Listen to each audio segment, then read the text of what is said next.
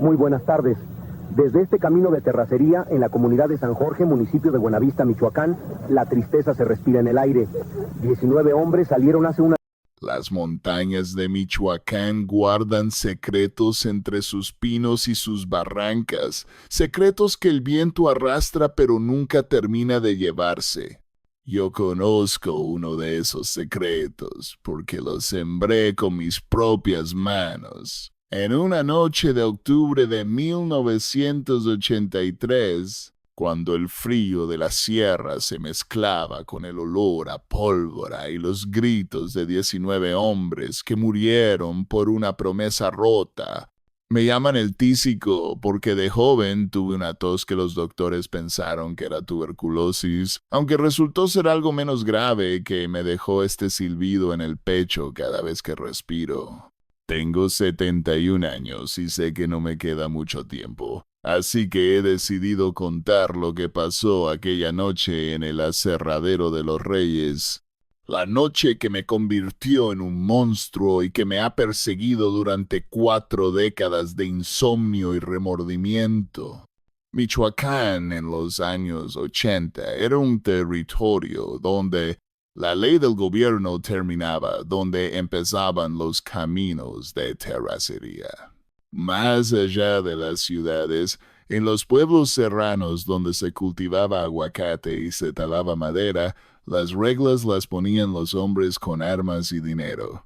El CJNG había establecido operaciones en la región desde finales de los 70, usando los aserraderos y las empacadoras de fruta como fachada para mover cocaína y marihuana hacia el norte.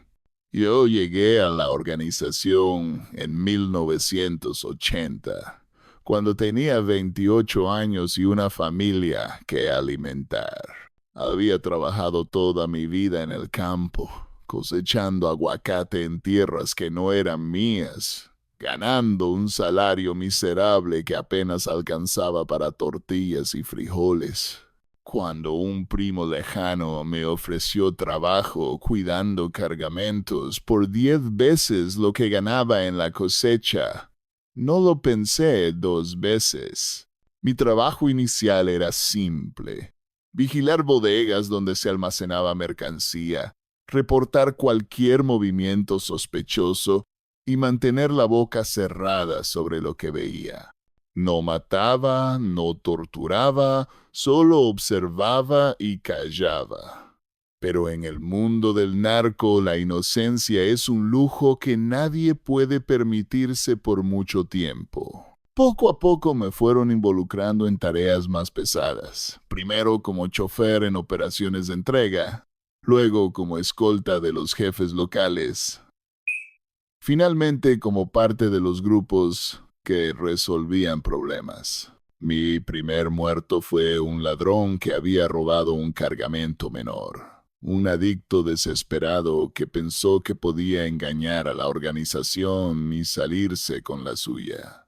Lo ejecuté en un cañaveral cerca de Apatzingán, con un tiro en la nuca que todavía escucho cuando el silencio de la noche se hace demasiado profundo.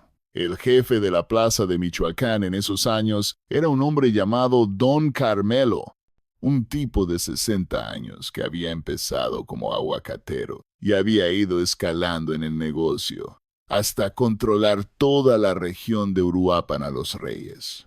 Era un hombre de palabra, eso decían todos, un patrón que cumplía sus promesas y esperaba que los demás hicieran lo mismo. Trataba bien a su gente, pagaba puntual y no toleraba abusos contra los civiles que no estaban metidos en el negocio. Yo lo respetaba más de lo que había respetado a cualquier hombre. Veía en él una figura paterna que mi propio padre, borracho y ausente, nunca había sido. Don Carmelo me tomó bajo su ala, me enseñó cómo funcionaba el negocio, me ascendió hasta convertirme en uno de sus hombres de confianza. Para 1983, yo era parte de su círculo íntimo, presente en las decisiones importantes, responsable de ejecutar las órdenes más delicadas. El Aserradero de los Reyes era una de las operaciones más importantes de Don Carmelo. En la superficie, era un negocio legítimo que procesaba madera de pino y oyamel para vender a constructoras de Guadalajara y Ciudad de México. Pero en realidad, el aserradero era el punto de empaque principal para la cocaína que llegaba desde Sudamérica, un lugar donde los trabajadores procesaban droga junto con troncos sin saber exactamente para quién trabajaban. Don Carmelo había hecho un trato con los dueños originales del aserradero, los hermanos Figueroa, una familia de empresarios madereros que habían aceptado prestar sus instalaciones a cambio de protección y un porcentaje de las ganancias. Era un arreglo que funcionaba para todos. O al menos eso parecía hasta que los Figueroa decidieron romper su promesa. Los hermanos Figueroa eran tres.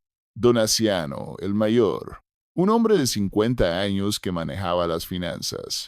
Eusebio, el del medio, encargado de las operaciones del aserradero. Y Juventino, el menor, un tipo ambicioso que siempre había querido más de lo que le correspondía. Durante años el arreglo funcionó sin problemas. Los Figueroa recibían su porcentaje, mantenían la fachada legal del negocio y no hacían preguntas sobre los bultos que llegaban de noche y salían de madrugada.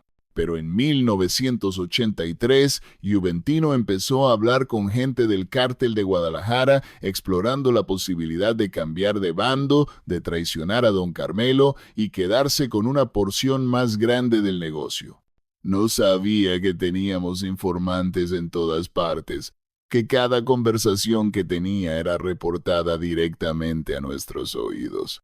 Don Carmelo se enteró de la traición en septiembre de 1983. Un contacto en Guadalajara le confirmó que Juventino Figueroa había ofrecido entregar las rutas y los contactos del CJNG en Michoacán a cambio de control total del negocio en la región. Era una traición imperdonable, no solo por el daño económico que podía causar, sino por el insulto que representaba. Don Carmelo había dado su palabra a los Figueroa. Los había protegido durante años. Había tratado con ellos como socios de confianza. Y ahora uno de ellos lo apuñalaba por la espalda vendiendo sus secretos al mejor postor. La respuesta tenía que ser contundente. Un mensaje que nadie en Michoacán pudiera ignorar. Y yo fui el encargado de entregar ese mensaje. La orden de don Carmelo fue específica. Quería a los tres hermanos Figueroa muertos, junto con cualquier empleado del aserradero que pudiera haber estado involucrado en la conspiración. No sabíamos exactamente quiénes estaban con Juventino y quiénes eran inocentes, pero don Carmelo decidió que era mejor pecar de exceso que dejar cabos sueltos. Me dio carta blanca para planear la operación, con un solo requisito. Tenía que parecer un accidente, un incendio, o una explosión que borrara las evidencias y permitiera al CJ Energy mantener distancia del asunto.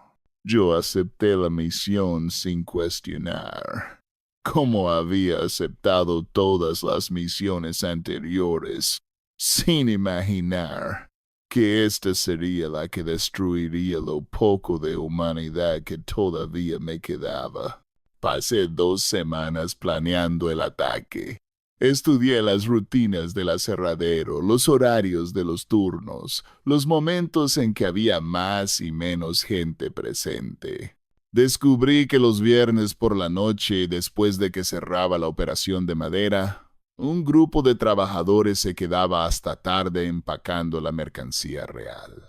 Eran entre 15 y 20 hombres, dependiendo de la cantidad de producto que hubiera llegado esa semana. Los hermanos Figueroa generalmente supervisaban estas sesiones nocturnas, asegurándose de que todo se hiciera correctamente. Ese era el momento perfecto para actuar, cuando todos los blancos estarían juntos en un solo lugar, aislados en la sierra donde nadie escucharía los disparos.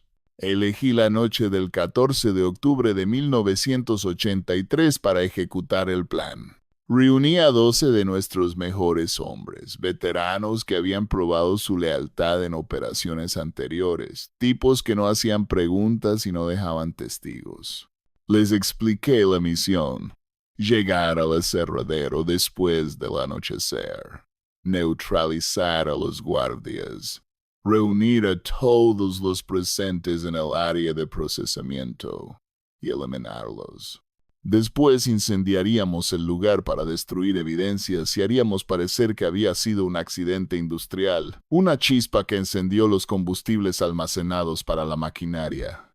Era un plan simple y brutal, diseñado para máxima eficiencia con mínimo riesgo.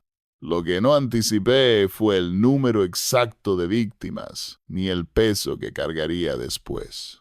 Llegamos al aserradero a las 9 de la noche.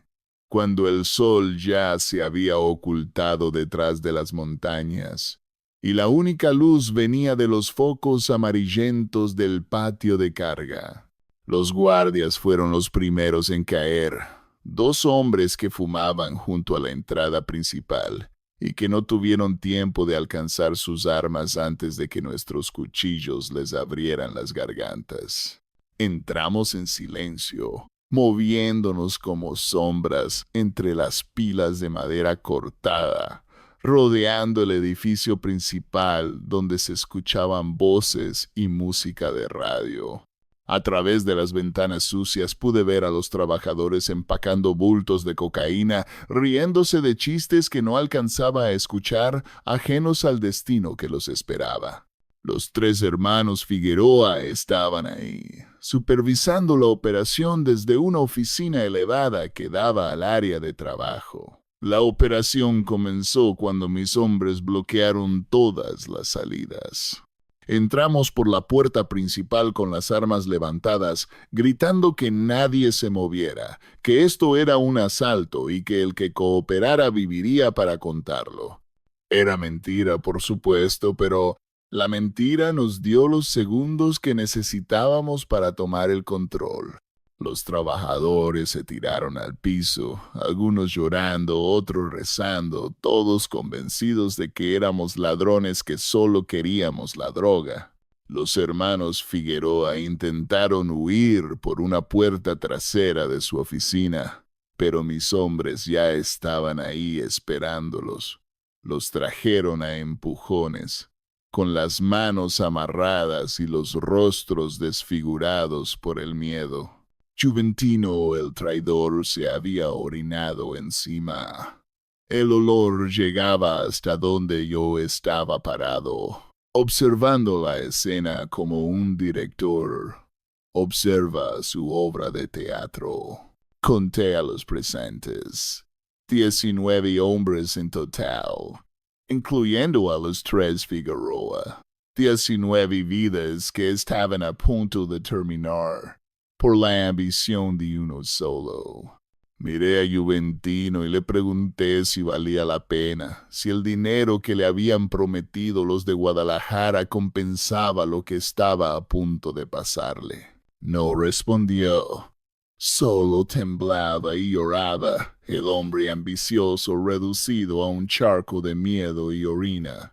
Sus hermanos lo miraban con un odio que iba más allá de la situación presente, el odio de quienes saben que van a morir por culpa de alguien de su propia sangre.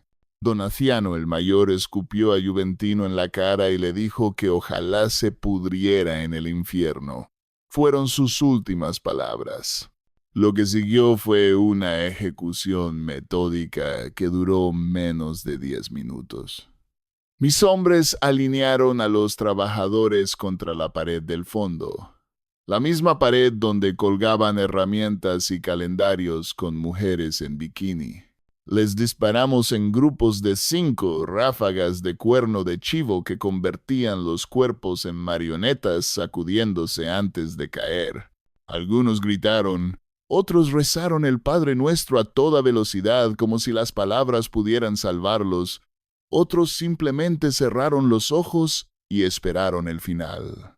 Yo mismo ejecuté a los hermanos Figueroa uno por uno, empezando por Donaciano y terminando con Juventino. Al traidor le di un tiro en cada rodilla antes del balazo final en la cabeza, un pequeño extra de sufrimiento que don Carmelo había solicitado específicamente. Cuando el último cuerpo cayó, el silencio era tan denso que podía escuchar mi propio corazón latiendo. El piso del aserradero estaba cubierto de sangre que se mezclaba con el aserrín, creando un barro oscuro que se pegaba a nuestras botas. El olor era insoportable, esa mezcla de pólvora, sangre y entrañas que solo conocen los que han estado en matanzas. Mis hombres empezaron a rociar gasolina sobre los cuerpos y las estructuras de madera, preparando el incendio que borraría nuestras huellas. Yo me quedé parado en medio de la carnicería, mirando los rostros de los muertos, tratando de grabar sus facciones en mi memoria, aunque no sabía por qué. Quizás algo dentro de mí ya sabía que iba a necesitar recordarlos, que sus caras me visitarían cada noche por el resto de mi vida. Encendimos el fuego a las 10:30 de la noche. Las llamas se propagaron rápidamente, alimentadas por la madera seca y los combustibles almacenados, convirtiendo el aserradero en una antorcha que se veía desde kilómetros a la redonda. Nos retiramos hacia las montañas mientras el incendio crecía, deteniéndonos en un mirador desde donde podíamos ver la destrucción que habíamos causado. El cielo se tiñó de naranja y las chispas volaban hacia las estrellas como almas buscando escape. Uno de mis hombres abrió una botella de tequila y la pasó alrededor, celebrando una misión cumplida. Yo bebí también, pero el alcohol no me supo a nada. Era como tragar agua sucia que no calmaba la sed ni calentaba el cuerpo. Los días siguientes fueron de espera tensa. Las noticias hablaron del incendio en el aserradero de los Reyes. Mencionaron que habían encontrado restos humanos entre los escombros. Especularon sobre un accidente industrial causado por negligencia. Nadie habló de masacre, nadie mencionó al CJNG, nadie conectó los puntos que llevaban directamente a don Carmelo y a nosotros. El plan había funcionado perfectamente, al menos en términos operativos. Los Figueroa estaban muertos, su traición castigada. El mensaje enviado a cualquiera que pensara en hacer lo mismo. Don Carmelo me felicitó personalmente, me dio una bonificación generosa y me dijo que había demostrado ser un hombre de confianza absoluta. Debería haberme sentido orgulloso, pero lo único que sentía era un vacío que se extendía en todas direcciones. Las pesadillas empezaron una semana después de la masacre. Soñaba con el aserradero en llamas, con los rostros de los trabajadores mirándome mientras las balas les entraban en el cuerpo, con Juventino Figueroa arrastrándose por el piso tratando de escapar con las rodillas destrozadas. Me despertaba gritando, empapado en sudor, con el corazón latiendo tan fuerte que pensaba que iba a reventarme el pecho.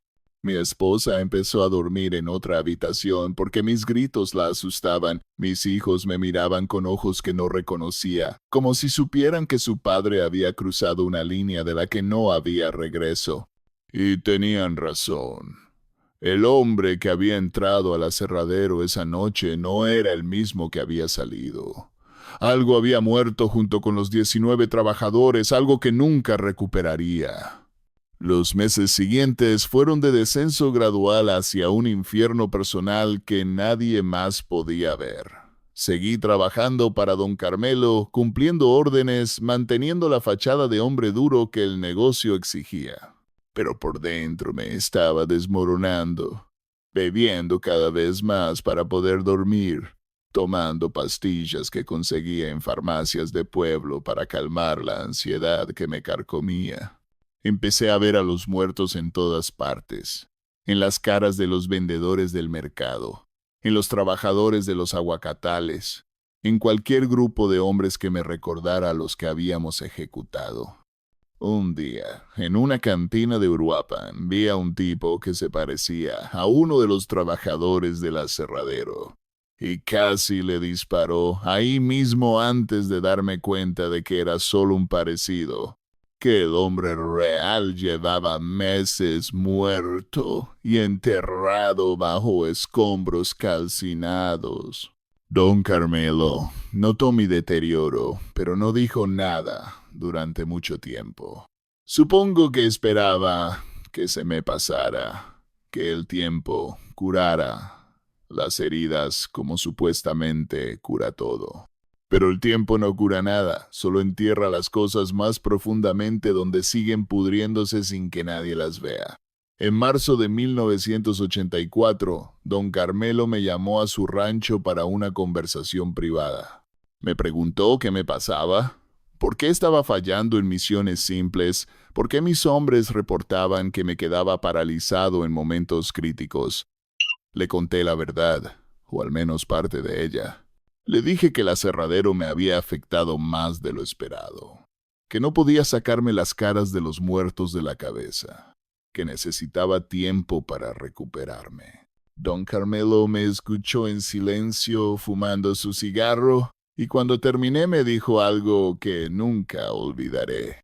Me dijo que todos cargamos con nuestros muertos, que es el precio de esta vida, que no hay forma de hacer lo que hacemos sin pagar un costo.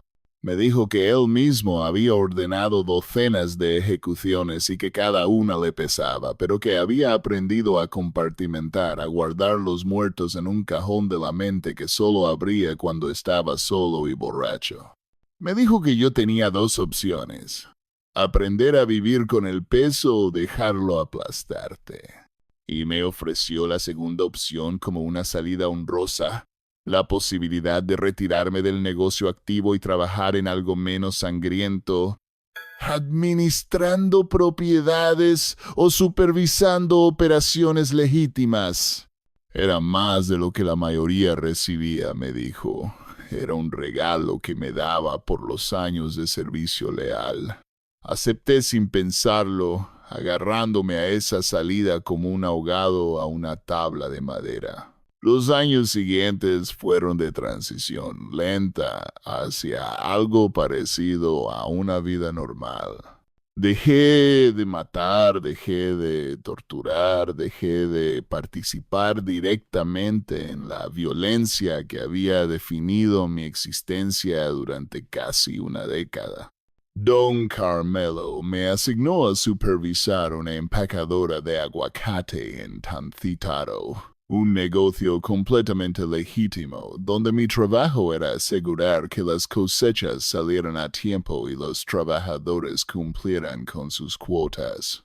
Era un trabajo aburrido comparado con lo que había hecho antes, pero el aburrimiento era exactamente lo que necesitaba.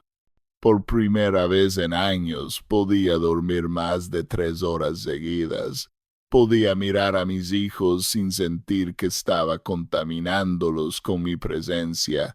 Podía respirar sin ese peso constante en el pecho que me había acompañado desde el aserradero. Pero la paz no dura para hombres como yo. En 1987, don Carmelo fue asesinado en una emboscada cuando viajaba a Guadalajara para una reunión con otros jefes. El CGNG entró en una guerra interna por el control de Michoacán, una guerra donde las lealtades cambiaban cada semana y donde nadie estaba a salvo. Yo me encontré en medio de un conflicto que no había buscado, obligado a elegir bando entre facciones que no me inspiraban ninguna confianza. Elegí huir. Una noche de agosto tomé a mi familia, empaqué lo poco que podía cargar y manejé hacia el sur sin mirar atrás. Dejé atrás la casa que había construido con dinero de sangre, los contactos que había cultivado durante años, la vida entera que había conocido desde los 28 años. Terminamos en Guerrero, en un pueblo de la costa donde nadie nos conocía y donde el narco todavía no había llegado con la fuerza que tenía en Michoacán. Compré un terreno pequeño con los ahorros que había acumulado. Construí una casa modesta y empecé a trabajar en lo que sabía hacer: cultivar la tierra. Mis hijos crecieron pensando que su padre era un simple agricultor que había emigrado buscando mejores oportunidades, y nunca los saqué de ese error. Mi esposa sabía la verdad. Había vivido conmigo durante los años de sangre, pero nunca hablamos de ello.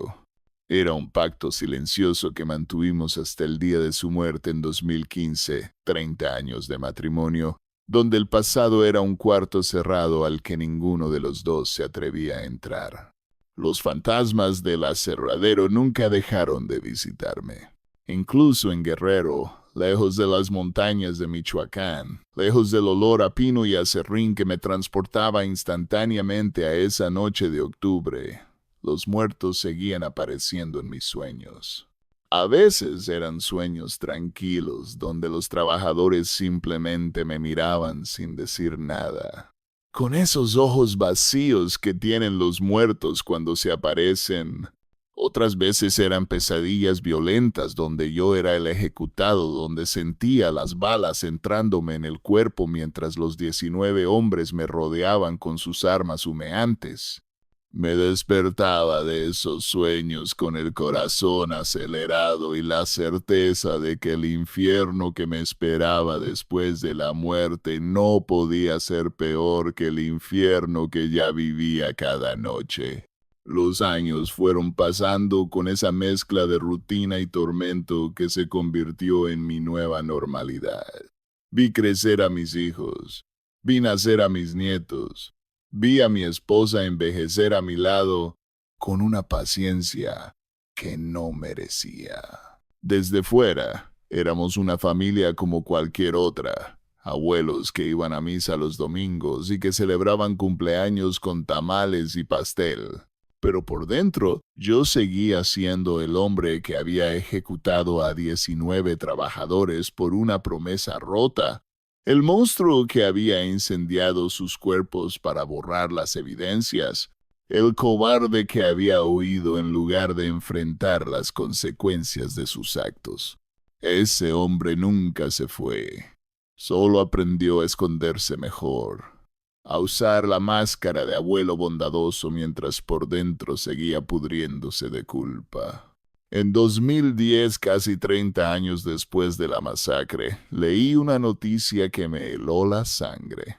Un grupo de investigadores había encontrado restos humanos en las ruinas del viejo aserradero de los Reyes. Restos que las lluvias y el tiempo habían expuesto después de décadas de estar enterrados bajo escombros. Las autoridades estaban investigando, buscando identificar los cuerpos, tratando de reconstruir lo que había pasado esa noche de octubre de 1983. Por unos días pensé que finalmente me habían encontrado, que alguien iba a conectar los puntos y llegar hasta el viejo que cultivaba mangos en la costa de Guerrero. Pero la investigación no llegó a ninguna parte. Los restos fueron enterrados en una fosa común sin identificar, y el caso se archivó como otro misterio más de los años 80. Los trabajadores del aserradero seguían siendo fantasmas, muertos sin nombre que nadie reclamaba. Esa noticia me empujó a empezar a escribir mi confesión. Entendí que si no contaba la verdad, los 19 hombres morirían 2 veces, primero por nuestras balas y después por el olvido. Empecé a anotar todo lo que recordaba en cuadernos que escondía de mi familia, reviviendo cada detalle de aquella noche, cada rostro, cada grito, cada disparo. Fue un proceso doloroso que duró años, porque había memorias que había enterrado tan profundamente que sacarlas era como arrancarse pedazos de piel. pero seguí escribiendo sintiendo que era lo mínimo que les debía a los muertos. El reconocimiento de que habían existido y de que su muerte había sido una injusticia monstruosa cometida por hombres sin escrúpulos como yo. De los 19 que murieron esa noche, solo he podido reconstruir algunos nombres. Los 3 hermanos Figueroa, Donaciano, Eusebio y Juventino, empresarios madereros que cometieron el error de meterse con el narco pensando que podían controlarlo. Rutilio Sánchez, capataz del aserradero, padre de 4 hijos que nunca supieron qué le pasó a su padre. Crescencio Morales, trabajador de 22 años que había empezado en el aserradero apenas un mes antes de la masacre. Epifanio Guzmán, veterano de 60 años que llevaba toda su vida trabajando la madera y que murió rezando el rosario mientras las balas lo alcanzaban. Estos son los nombres que he podido confirmar, pero había otros, muchos otros, trabajadores cuyos nombres se perdieron junto con sus cuerpos en el incendio que nosotros provocamos. A veces me pregunto qué habrían sido esos hombres si hubieran vivido. Rutilio Sánchez habría visto crecer a sus hijos, habría conocido a sus nietos, habría muerto de viejo rodeado de familia. Crescencio Morales apenas empezaba su vida, quizás se habría casado, habría tenido hijos propios, habría encontrado un trabajo mejor lejos del aserradero. Incluso los Figueroa, los traidores que desataron todo esto, tenían familias que los esperaban, vidas que merecían continuar aunque hubieran cometido errores. Pero nosotros les quitamos todas esas posibilidades, les arrebatamos futuros que nunca existirán, los convertimos en cenizas que el viento de la sierra dispersó hasta que no quedó nada. Eso es lo que hicimos. Eso es lo que yo hice. Ahora tengo 71 años y el cuerpo me está fallando de todas las formas posibles. Los doctores dicen que es el corazón, desgastado por décadas de estrés y culpa que ninguna medicina puede curar. Mis hijos me visitan los fines de semana. Mis nietos corren por el patio de la casa que construí con manos manchadas de sangre. Y yo los miro preguntándome si merezco esta vida tranquila después de lo que hice. La respuesta es no. Obviamente no. Pero aquí estoy de todos modos, respirando el aire salado de la costa, mientras los trabajadores del aserradero llevan 40 años sin respirar nada. La injusticia de seguir vivo cuando ellos están muertos es algo que me carcome cada día, un recordatorio constante de que el universo no tiene equilibrio, que los monstruos a veces viven más que sus víctimas. He pensado muchas veces en entregarme, en confesar públicamente lo que hice y enfrentar las consecuencias.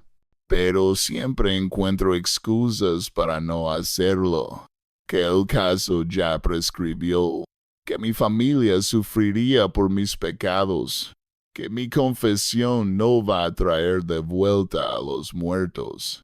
Son excusas de cobarde, lo sé, pero la cobardía ha sido mi compañera constante desde aquella noche en el aserradero. Fui cobarde cuando obedecí las órdenes de don Carmelo sin cuestionar. Fui cobarde cuando disparé contra hombres desarmados. Fui cobarde cuando incendié los cuerpos para borrar mis huellas. Y sigo siendo cobarde ahora que escribo esta confesión. En lugar de decirla frente a un juez, la cobardía es el hilo que une toda mi vida. Desde el muchacho hambriento que aceptó trabajar para el narco, hasta el viejo moribundo que dicta sus memorias esperando algún tipo de absolución que sabe que no merece. Pero al menos puedo contar la verdad, aunque sea aquí, aunque sea tarde, aunque sea inútil. Puedo decir los nombres de los que recuerdo y honrar a los que no recuerdo, reconociendo que existieron. Puedo describir lo que pasó esa noche para que alguien en algún lugar sepa que el incendio del aserradero de los Reyes no fue un accidente industrial, sino una masacre calculada, ordenada por un narcotraficante muerto y ejecutada por hombres como yo, que obedecían sin pensar. Puedo advertir a los jóvenes que piensan que el narco es un camino hacia el dinero fácil, que ese camino está pavimentado con cadáveres, incluyendo eventualmente el tuyo propio. Y puedo pedir perdón, aunque sé que el perdón no va a llegar, aunque sé que algunas cosas son imperdonables, y lo que hice en el aserradero está entre ellas.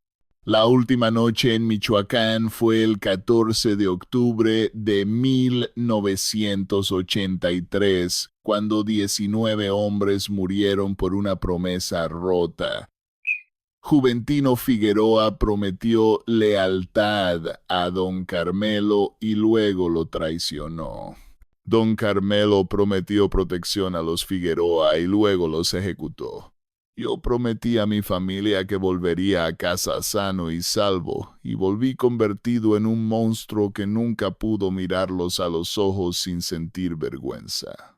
Todas las promesas se rompieron esa noche, y el precio lo pagaron 19 hombres que probablemente nunca supieron por qué morían, que probablemente pensaron hasta el último segundo que aquello era un asalto y que si cooperaban los dejarían vivir. Los engañamos hasta el final, les prometimos vida y les dimos muerte.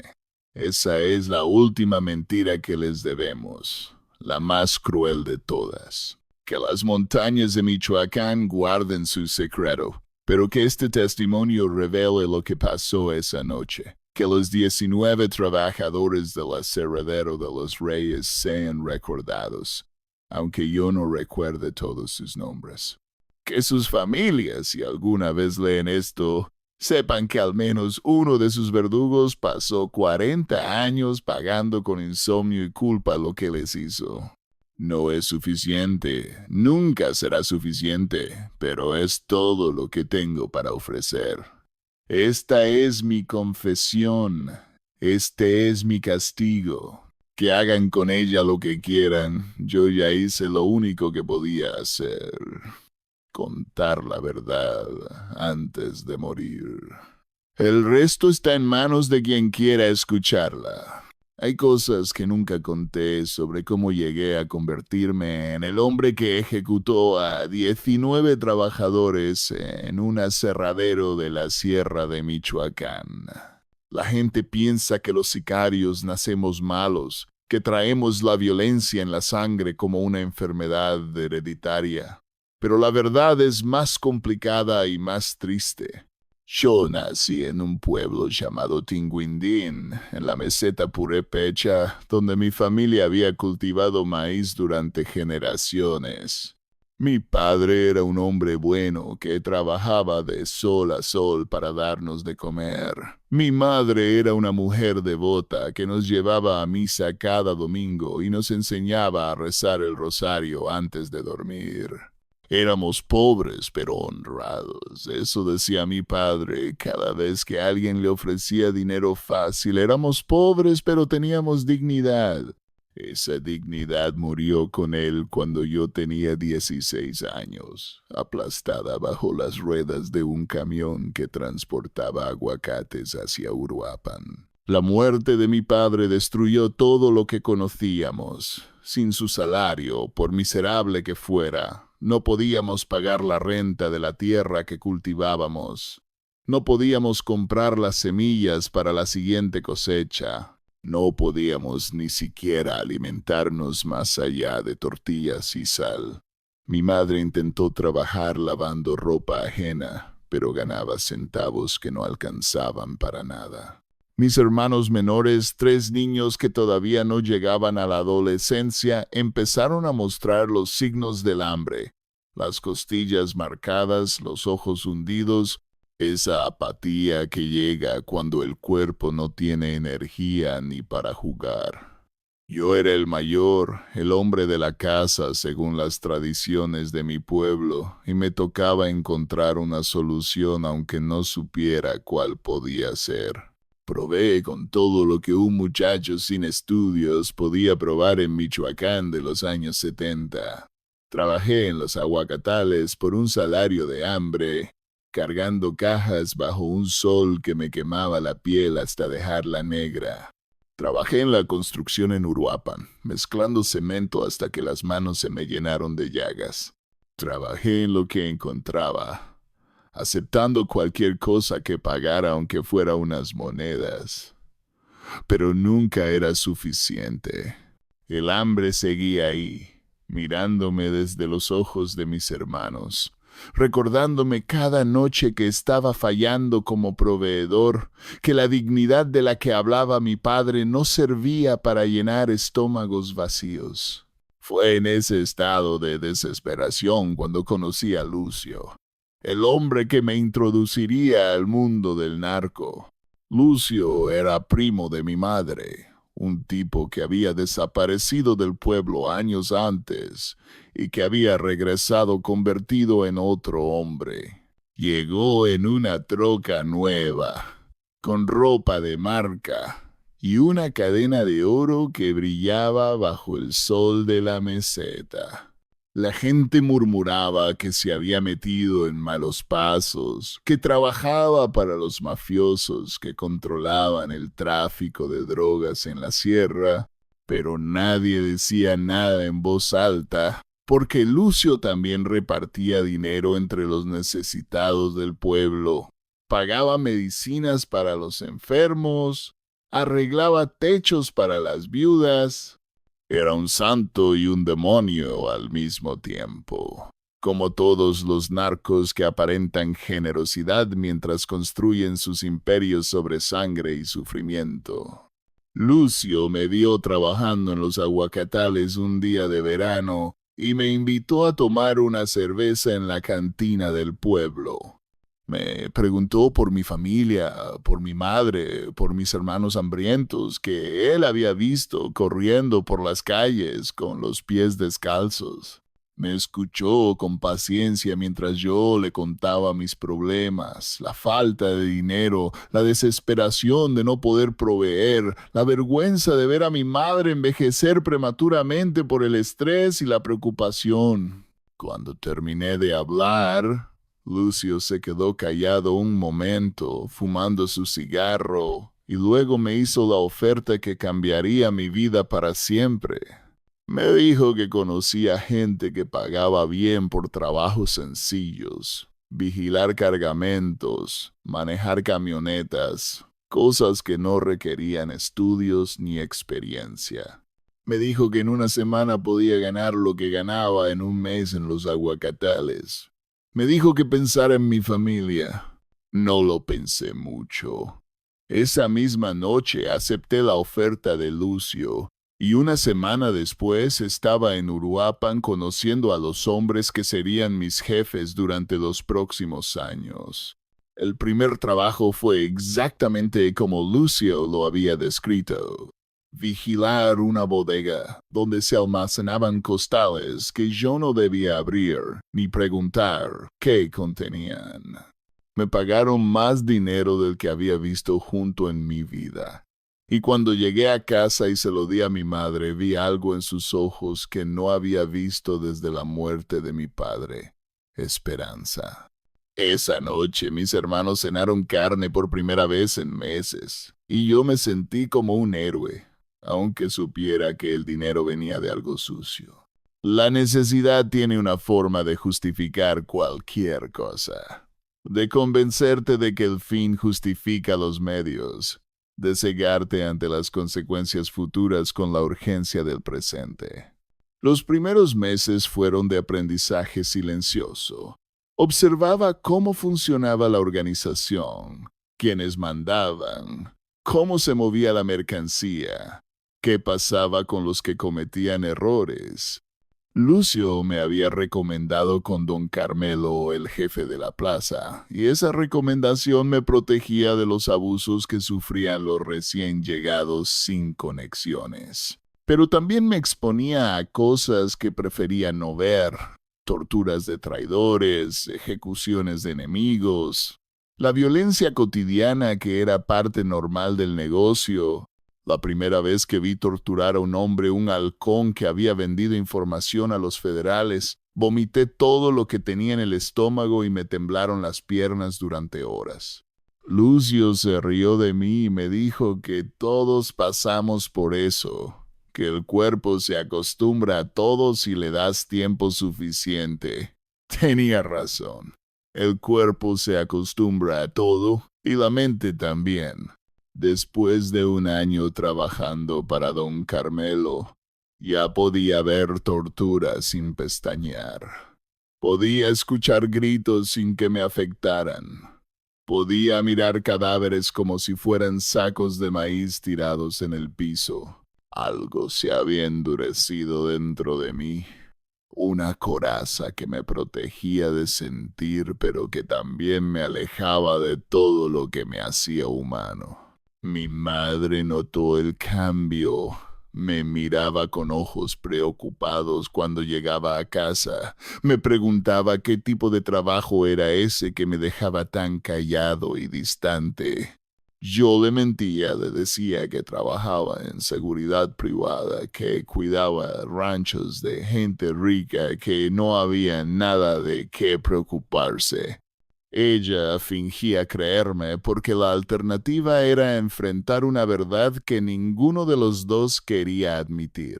Mi primer asesinato fue en 1981, 2 años después de entrar a la organización. Un tipo llamado El Chino había robado un cargamento de cocaína y lo habían rastreado hasta una casa de seguridad en las afueras de Apatzingán. Don Carmelo me asignó al grupo que iba a capturarlo, más como observador que como participante activo. Pero cuando llegamos a la casa, las cosas se complicaron. El Chino intentó escapar por una ventana trasera, y yo estaba ahí, justo en su camino, con una pistola que me habían dado por si acaso. Fue instinto más que decisión. Levanté el arma y disparé cuando lo vi salir corriendo hacia mí. Le di en el pecho. Cayó al piso, retorciéndose, y antes de que pudiera procesar lo que había hecho, uno de los veteranos me dio una palmada en la espalda y me felicitó por mi buena puntería. Esa noche no dormí. Me quedé mirando el techo de mi cuarto, reviviendo el momento del disparo una y otra vez, viendo la cara del Chino cuando la bala le entró en el pecho, escuchando el ruido sordo que hizo su cuerpo al caer. Quería sentir remordimiento, quería llorar por el hombre que había matado, pero lo único que sentía era un vacío extraño, como si una parte de mí se hubiera desconectado del resto. Al día siguiente, don Carmelo me mandó llamar y me felicitó personalmente por mi actuación. Me dijo que había demostrado sangre fría, que eso era valioso en el negocio, que iba a ascender rápido si seguía así. Me dio un fajo de billetes como bonificación y me dijo que me tomara unos días libres. Usé ese dinero para comprarle ropa nueva a mis hermanos y medicinas para mi madre. Convertí la muerte de un hombre en ropa y medicinas, y eso me pareció un intercambio justo, porque había dejado de pensar como ser humano.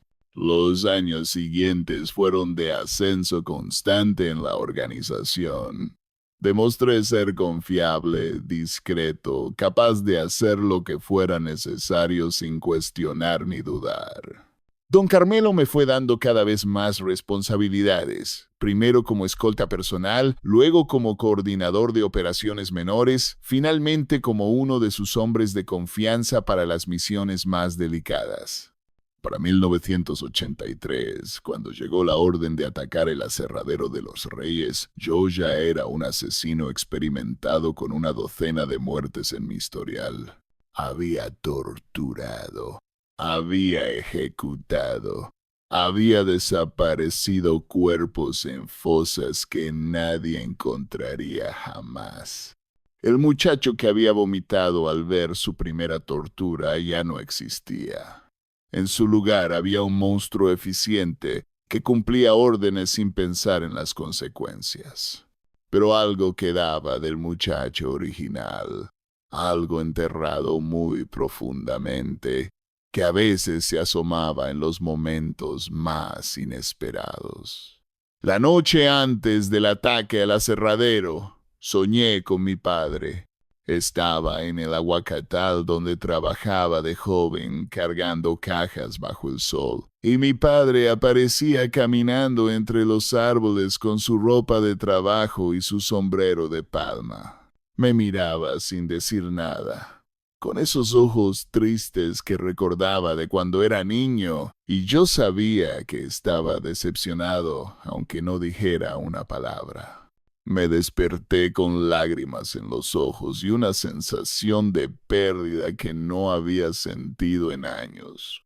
Pensé en cancelar la misión, en decirle a don Carmelo que no podía hacerlo, en huir antes de mancharme con más sangre de la que ya tenía. Pero no hice nada de eso. Me vestí, revisé mis armas y fui al punto de reunión como el soldado obediente en que me había convertido. Lucio, el primo que me había metido en esto, murió en 1982, un año antes de la masacre del aserradero. Lo emboscaron en un camino de terracería cerca de Tancítaro. Le dieron más de 30 balazos que convirtieron su cuerpo en un colador. Nunca supimos exactamente quién lo mató. Probablemente un grupo rival que quería mandar un mensaje, pero su muerte me afectó más de lo que esperaba. Lucio había sido mi puerta de entrada a este mundo, mi protector durante los primeros años. La persona que me había convencido de que el narco era una solución y no un problema. Verlo muerto, destrozado por las balas, debería haberme hecho reflexionar sobre el camino que había elegido. Pero en lugar de eso, solo sentí rabia, ganas de venganza, deseos de encontrar a los responsables y hacerles pagar. El narco no te enseña a procesar el dolor, te enseña a convertirlo en violencia. Mi familia nunca supo exactamente a qué me dedicaba, pero sospechaban lo suficiente para no preguntar. Mi madre dejó de interrogarme sobre mi trabajo después de que le compré una casa nueva en Uruapan, lejos del pueblo donde todos nos conocían y donde las lenguas empezaban a hablar. Mis hermanos crecieron con todo lo que necesitaban. Estudiaron en escuelas privadas, vistieron ropa que antes solo veíamos en las tiendas del centro. Yo les había dado la vida que mi padre no pudo darles, pero el precio de esa vida era mi alma, fragmentada en pedazos cada vez más pequeños con cada crimen que cometía. A veces me pregunto si valió la pena, si mis hermanos habrían preferido pasar hambre antes que tener un asesino como proveedor. Pero nunca les pregunté porque tenía miedo de la respuesta. El día del ataque al aserradero, me despedí de mi madre como si fuera cualquier otro día. Le di un beso en la frente. Le dije que volvería pronto. Le prometí que el domingo la llevaría a misa como siempre. Ella me miró con esos ojos que sabían más de lo que admitían y me pidió que me cuidara. No sabía que esa noche su hijo iba a ejecutar a 19 hombres. No sabía que el dinero que yo le daba estaba manchado con sangre inocente.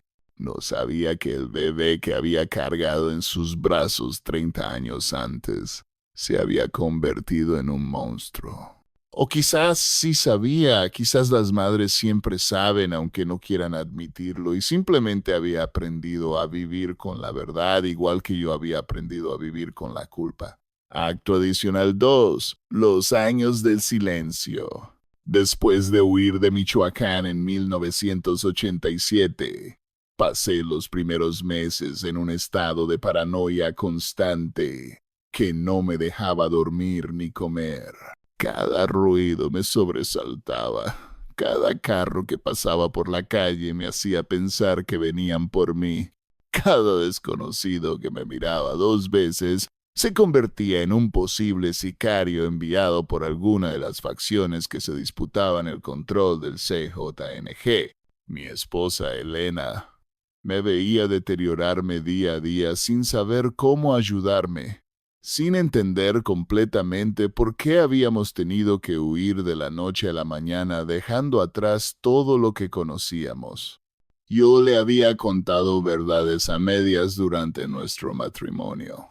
Suficiente para que supiera que mi trabajo era peligroso, pero no tanto como para que entendiera la magnitud de los crímenes que había cometido. Nos establecimos en un pueblo de la costa de Guerrero llamado Playa Ventura, un lugar tan pequeño y olvidado que ni siquiera aparecía en la mayoría de los mapas. Llegamos con lo puesto y una bolsa de dinero que había escondido para emergencias, suficiente para comprar un terreno y construir una casa modesta donde empezar de nuevo. Los primeros años fueron de supervivencia pura, aprendiendo a vivir como campesinos después de años de lujos narcos, ajustándonos a una pobreza que yo había jurado nunca volver a conocer. Cultivamos mangos y cocos en nuestro terreno. Vendíamos la cosecha en los mercados cercanos. Vivíamos con lo justo igual que había vivido mi familia antes de que yo entrara al negocio. Era como si el destino me hubiera devuelto al punto de partida, borrando todos los años de sangre y dinero como si nunca hubieran existido. Elena fue mi roca durante esos años difíciles. Ella sabía que yo cargaba con algo pesado, algo que me despertaba gritando por las noches y que me hacía perderme en silencios que duraban horas. Nunca me presionó para que le contara, nunca me juzgó por los secretos que guardaba. Simplemente estuvo ahí, a mi lado, manteniendo la familia unida mientras yo luchaba con mis demonios internos. Mis hijos, que tenían 8 y 6 años cuando huimos de Michoacán, se adaptaron a la nueva vida con la flexibilidad que solo tienen los niños. Para ellos, Playa Ventura era una aventura, un lugar nuevo donde podían correr por la playa y nadar en el mar sin las restricciones que habían tenido en Uruapan. No entendían que estábamos escondidos, que su padre era un fugitivo de una guerra que no aparecía en los periódicos. Las pesadillas del aserradero nunca se fueron, pero con el tiempo aprendí a manejarlas. Desarrollé rituales que me ayudaban a mantener la cordura. Caminar por la playa al amanecer, antes de que nadie despertara. Sentarme bajo un árbol de almendros a mirar el mar durante horas.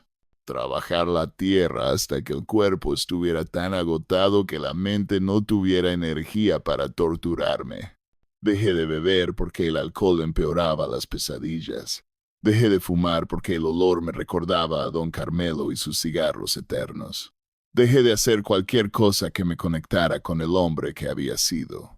Era como si estuviera tratando de matar al tísico para que naciera alguien nuevo, alguien que pudiera vivir sin el peso de 19 muertos aplastándole el pecho. En 1990, 3 años después de huir, recibí noticias de Michoacán que confirmaron que había tomado la decisión correcta. La guerra por el control del CJNG había terminado con una masacre que dejó docenas de muertos, incluyendo a varios de los hombres con quienes había trabajado directamente. Los nombres me llegaron como golpes en el estómago. Güero, el albino sádico que había disfrutado cada ejecución, muerto en una emboscada cerca de Apatzingán. Machete, el ex militar que me había enseñado a usar armas de alto calibre, torturado durante días antes de que lo remataran. Chueco, el torturador experto que podía hacer hablar a cualquiera, encontrado en una fosa con las manos cortadas. El mismo trato que él había dado a tantos otros. La violencia que habíamos sembrado durante años estaba cobrándose sus deudas, y yo había escapado por pura suerte por haber huido antes de que el círculo de sangre se cerrara completamente. Mi madre murió en 1992, sin saber dónde estaba yo ni qué había sido de mi vida después de Michoacán. Le había mandado dinero regularmente a través de intermediarios, pero nunca me atreví a visitarla por miedo a poner en peligro a mi familia o a la suya.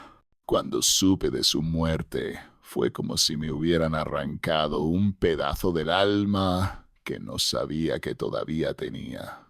Lloré durante días, encerrado en mi cuarto, rechazando el consuelo de Elena y de mis hijos. Lloraba por mi madre, pero también lloraba por todo lo demás. Por los años que había perdido persiguiendo dinero manchado, por las vidas que había quitado para mantener un estilo de vida que al final no había servido para nada, por el hombre que podría haber sido si no hubiera aceptado la oferta de Lucio aquella tarde en la cantina del pueblo. Mis hermanos sobrevivieron gracias al dinero que les había enviado durante los años de narco. Uno se hizo contador en Guadalajara, otro emigró a Estados Unidos donde trabajó en construcción. El tercero se quedó en Michoacán manejando un pequeño negocio de abarrotes. Ninguno sabía exactamente qué había hecho su hermano mayor para financiar sus estudios y sus comienzos, aunque probablemente lo sospechaban. Nunca me buscaron después de que desaparecí. Quizás por miedo, quizás por vergüenza, quizás porque era más fácil fingir que yo no existía que enfrentar la verdad de quién era yo realmente. Los entiendo. Yo también habría preferido no existir si hubiera tenido la opción. Los años 90 fueron de reconstrucción lenta y dolorosa. Mis hijos crecieron, terminaron la escuela, empezaron a hacer sus propias vidas. El mayor se fue a Acapulco a estudiar turismo. El menor se quedó en el pueblo ayudándome con la parcela. Elena envejeció a mi lado con una paciencia que no merecía, aguantando mis silencios, mis pesadillas, mis arranques de mal humor que nunca tenían explicación. A veces me pregunto qué habría sido de ella si no se hubiera casado conmigo, si habría encontrado un hombre normal que le diera una vida tranquila sin secretos ni huidas nocturnas. Pero nunca se quejó. Nunca me reprochó nada, simplemente siguió adelante como si nuestra vida fuera perfectamente normal, como si todos los esposos tuvieran fantasmas que los visitaban cada noche. En 1995, casi 12 años después de la masacre, intenté buscar información sobre las familias de los trabajadores del aserradero. Fue un impulso que no pude controlar, una necesidad de saber qué había pasado con las viudas y los huérfanos que habíamos dejado atrás. Contraté a un investigador privado en Guadalajara, un tipo discreto que hacía preguntas sin levantar sospechas, y le pedí que averiguara lo que pudiera sobre los 19 hombres que habían muerto en el incendio del aserradero de los Reyes. Lo que descubrió me destruyó más que cualquier pesadilla. Las familias habían quedado devastadas. Varias viudas habían muerto de enfermedades relacionadas con la pobreza y el estrés, incapaces de sobrevivir sin el sustento de sus esposos. Los hijos habían crecido en miseria, algunos terminando en el mismo mundo del narco que había matado a sus padres, perpetuando el ciclo de violencia que yo había ayudado a crear. El pueblo de los Reyes nunca se había recuperado del golpe, el aserradero había sido abandonado y las familias que dependían de él habían tenido que emigrar o hundirse. Todo el tejido social de una comunidad había sido destruido por una decisión que don Carmelo había tomado en 5 minutos. Una orden que yo había ejecutado en una noche, Un incendio que había borrado 19 vidas como si nunca hubieran existido. Empecé a enviar dinero anónimamente a las familias que el investigador había identificado.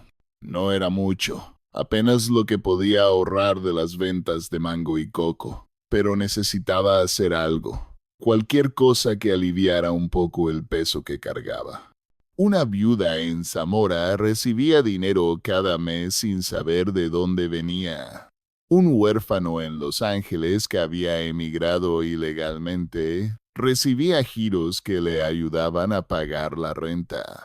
Una anciana en Los Reyes que había perdido a 2 hijos en el aserradero recibía paquetes de medicinas que ella atribuía a la caridad de la iglesia. Eran gotas en un océano de dolor, gestos insignificantes que no compensaban nada, pero me mantenían funcionando. Me daban una razón para seguir adelante que no fuera simplemente esperar la muerte. En 2000, casi 2 décadas después de la masacre, recibí una visita que me heló la sangre.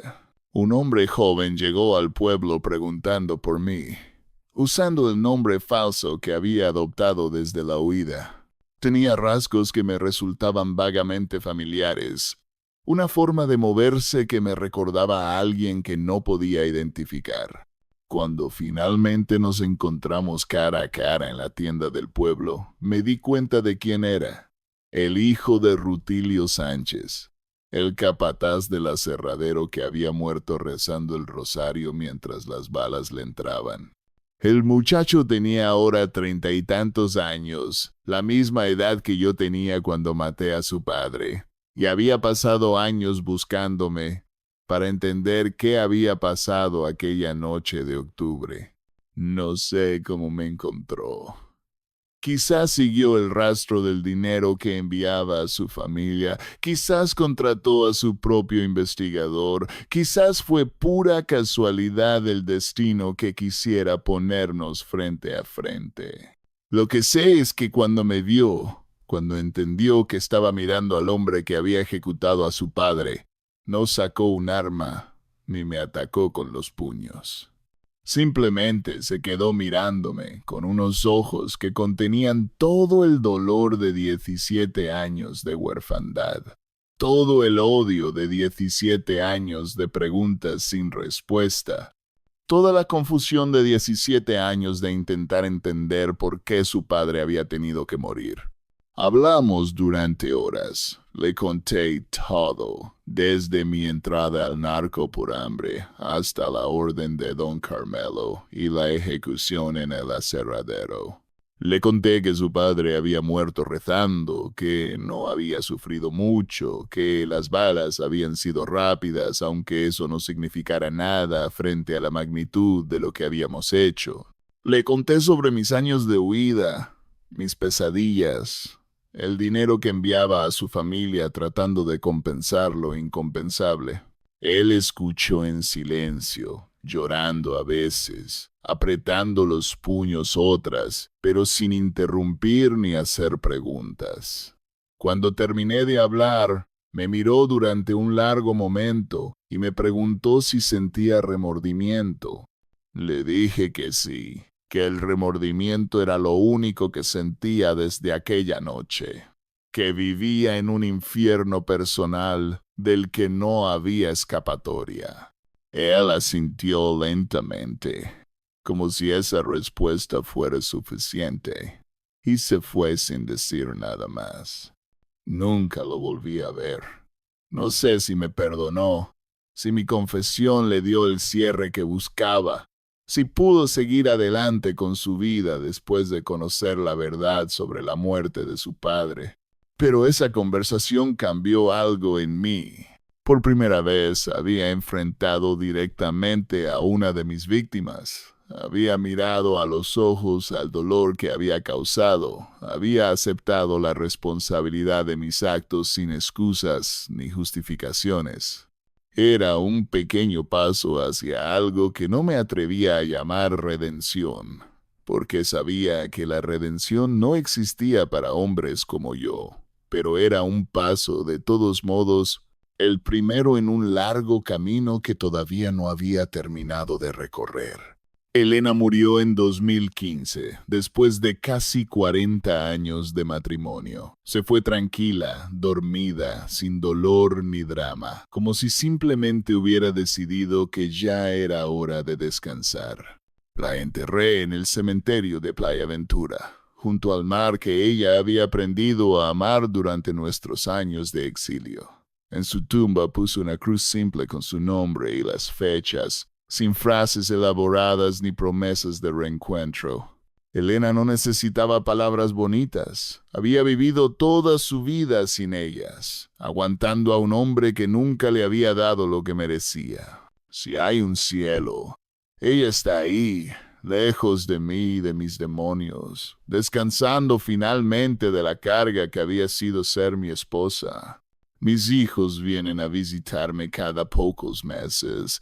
Traen a mis nietos que corren por la playa igual que ellos corrían hace 30 años.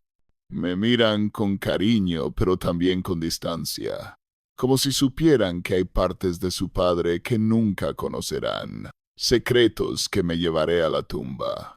Nunca les he contado la verdad sobre mi pasado, sobre el aserradero, sobre los 19 hombres que murieron por mis manos. Quizás debería hacerlo antes de morir. Quizás merecen saber quién fue realmente su padre. Pero cada vez que intento abrir la boca, las palabras se quedan atoradas en la garganta. No sé si es cobardía o misericordia, si los estoy protegiendo a ellos o protegiéndome a mí mismo, pero el silencio continúa, espeso como la niebla que a veces cubre las montañas de Michoacán donde todo empezó. Ahora, a los 71 años, con el cuerpo fallándome y la muerte acercándose cada día, finalmente he decidido romper el silencio. No con mi familia, eso todavía no puedo hacerlo, pero sí con el mundo, con quien quiera leer estas palabras y juzgarme como merezco ser juzgado. La última noche en Michoacán fue hace 40 años. Pero para mí sigue siendo ayer, sigue siendo ahora, sigue siendo siempre. Los 19 trabajadores del aserradero de los Reyes viven en mi memoria, igual que vivieron en aquel galpón lleno de aserrín y cocaína. Y vivirán ahí hasta que mi propio corazón deje de latir. Esta es mi condena. La única que el sistema de justicia nunca me impuso, pero que yo mismo me he administrado durante 4 décadas de insomnio y remordimiento. Que Michoacán guarde sus secretos entre sus pinos y sus barrancas, pero que esta verdad salga a la luz. Que los trabajadores del aserradero sean recordados aunque nadie más los recuerde. Que sus familias sepan que al menos uno de sus verdugos pasó toda su vida pagando por lo que les hizo. No es justicia, no es redención, no es nada que pueda compensar 19 vidas arrebatadas por una promesa rota, pero es lo único que tengo para ofrecer. Mi confesión, mi vergüenza, y la certeza de que algunos crímenes no prescriben nunca, ni ante la ley ni ante la conciencia del hombre que los cometió. Esta es mi historia completa. Hagan con ella lo que quieran. Yo ya hice lo único que podía hacer, contarla antes de morir.